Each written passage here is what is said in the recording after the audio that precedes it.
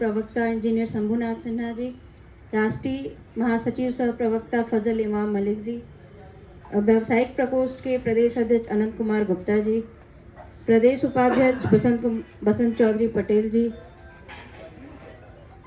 से सम्मानित पार्टी के उपस्थित नेतागण, आज हम लोग यहाँ सावित्रीबाई फुले की जयंती समारोह मनाने के लिए एकत्रित हुए हैं। सबसे पहले तो मैं सावित्रीबाई फुले जी की चरणों में श्रद्धा सुमन अर्पित करती हूँ। और सावित्रीबाई फुले और ज्योतिबा फुले दोनों लोग का जीवन जो है वो हमेशा हम लोगों के लिए पूरा जीवन ही उनका, अगर उनके जीवन को देखा जाए तो इतना संघर्षमय जीवन रहा उनका। उन्होंने समाज सुधारक के रूप में उन लोग को देखा जाता है। शिक्षा की अलग, महिलाओं में शिक्षा की अलग जगाने के में सावित्रीबाई फुले का नाम सबसे पहले आता है। सबसे पहली महिला शिक्षिका के रूप में सावित्रीबाई फुले को जाना जाता है।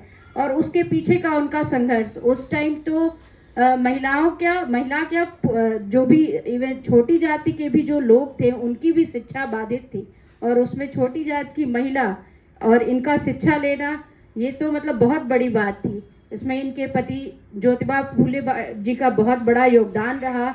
उन्होंने ये अलग जगाई कि महिलाओं को हमको शिक्षा देना है।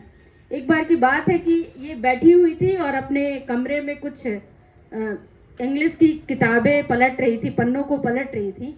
तो उनके पिताजी ने कहा कि ये क्या पलट रही हो, आजकल के समाज में शिक्षा जो है वो सिर्फ उच्च जाति के पुरुषों के लिए है, तुम तो निम्न जाति की महिला हो, तुम्हारा इस चीज़ों से क्या लेना देना।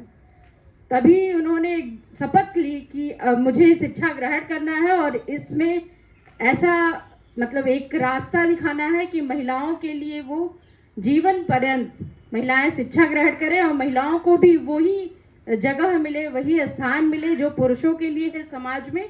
तो इसलिए इनको समाज सुधारक के रूप में भी देखा जाता है। फिर इनके पति के साथ इन्होंने पूरा शिक्षा की अलग जगाई। जैसा कि हेमंत जी ने बताया कि बाल विवाह को ख़त्म करने में इन लोगों का बहुत बड़ा योगदान है।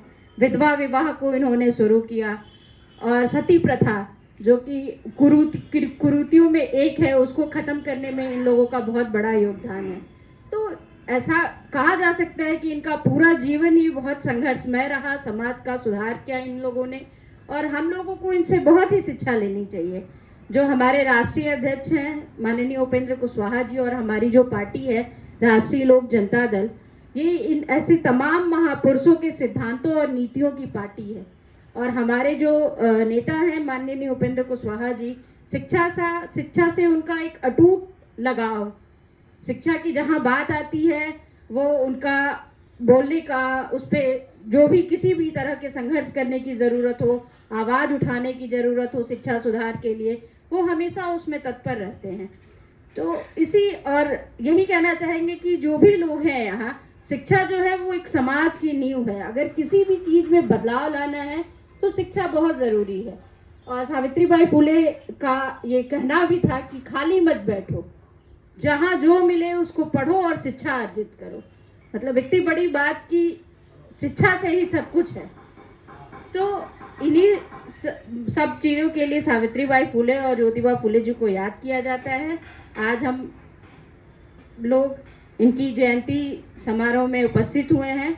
अब यही कहते हुए हम अपनी बात को ख़त्म करते हैं और फिर से सावित्रीबाई फुले के चरणों में श्रद्धा सुमन अर्पित करते हैं। और पार्टी के प्रवक्ता राम पुकार सिन्हा जी का बहुत बहुत धन्यवाद कि उन्होंने मौका दिया और जयंती समारोह यहाँ पे मनाया गया। बहुत बहुत धन्यवाद। चलिए अब आज